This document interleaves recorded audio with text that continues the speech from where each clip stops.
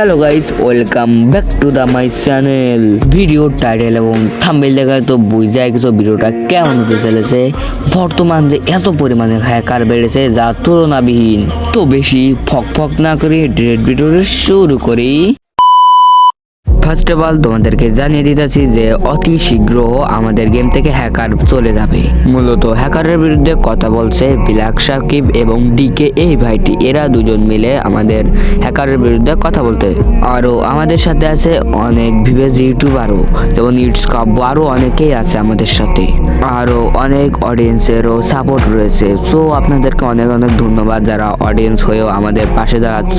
এদিকে বিলাক সাকিব তার ইউটিউব চ্যানেলে একটা পোস্ট করেছে যে আমরা হ্যাকার মুক্ত, মানে আমরা হ্যাকার যত দ্রুত সম্ভব গেম থেকে তাড়িয়ে দেবো। আর আমরা যারা মোবাইল প্লেয়ার, আমরা মোবাইলে রিয়েলভাবে গেম প্লে কোনো হ্যাক ইউজ বা কোনো প্যানেল ইউজ করি না, তাদেরকে জন্য সুখবর, সামনের বার ধরে তোমরা সিএসএ রিজন যেতেও পারবে। এসব বস্তি মার্কার টিকটকার বা প্যানেল ইউজার আর যেতে পারবে না, কারণ যত দ্রুত সম্ভব প্যানেল ইউজারদের তাড়িয়ে দেওয়া হবে। আর হ্যাঁ একটা কথা বলি, এই সেই বোকাচোদা যে আমাদেরকে প্যানেল সেল দিচ্ছে। আর তুই যদি প্যানেল যদি না সেল দিতি তাহলে আমাদের মতো অডিয়েন্সরা তোর থেকে কিনতে পারতো না। আর আমি রোস্টারও না যে তোকে রোস্ট করবো কথায় কথায়। এখন আগের থেকে বলি দেখ, তুই প্যানেল সেল করা এখনো বাদ দিয়ে দে, আর নাহলে অনেক রোস্টার হতে তুই রোস্ট হতে পারিস। আর তুমি যদি সিএসএ রিজন চেক করো, অধিকাংশই প্লেয়ার বলো প্যানেল ইউজার বা হ্যাক ইউজ করে। এই শালার বস্তি মার্কা লোকের জ্বালায় আমরা সিএসএ যেতে পারছি না গ্র্যান্ড মাস্টারে। আর তোমাদেরকে আমি এমন কিছু বস্তি মার্কা প্যানেল ইউজার দেখাবো, পুরো এখনো প্যানেল ইউজ করে গেম প্লে করে।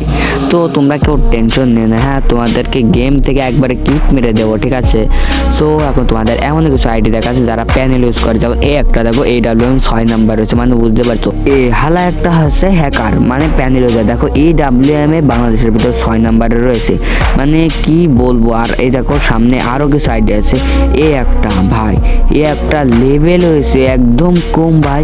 এরা কি করে রিজন যে আমি এডিও বুঝলাম না। এরা বাংলাদেশের এনে চলে যাচ্ছে, অন্য চলে যাচ্ছে, মানে ঈদের জ্বালা যে গেম খেলবো। এরা যদি একটা ম্যাচে পারে, সত্যি কথা করছি ভাই, এর সামনে আমার টিকায় কষ্ট হয়ে যাচ্ছে।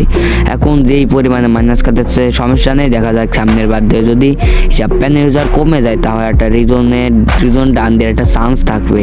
আর হ্যাঁ তোমরাও বলো রিজন ডান দিতে পারবে, কারণ হিসাব প্যানেল ইউজার আর থাকবে না। সেই জন্য আমি বলছি না যে সবাই প্যানেল ইউজার।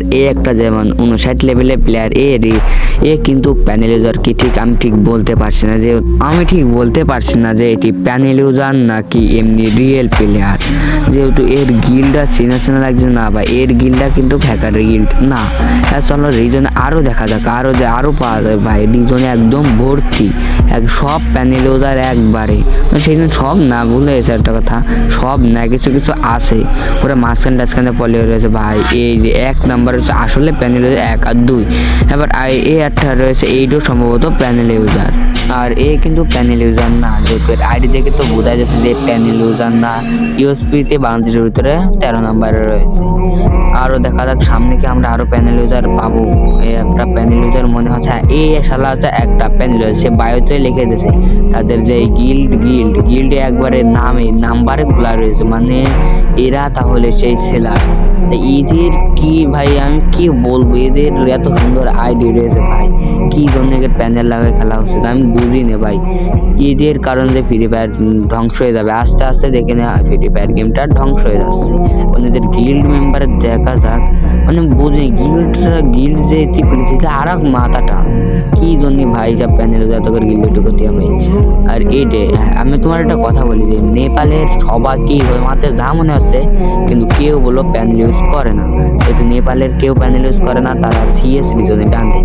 আর প্লেয়ারে ওরা হলো চান্সই পায় না, যেহেতু আমাদের বাংলাদেশ টপ 1, এরপরে ইটস কাব্য, এরা অল টাইম রিজনে থাকে। সো আজকের ভিডিও এই পর্যন্ত। ভিডিওটা ভালো লাগলে লাইক অ্যান্ড সাবস্ক্রাইব করে দিতে বলবেন না। আল্লাহ হাফেজ।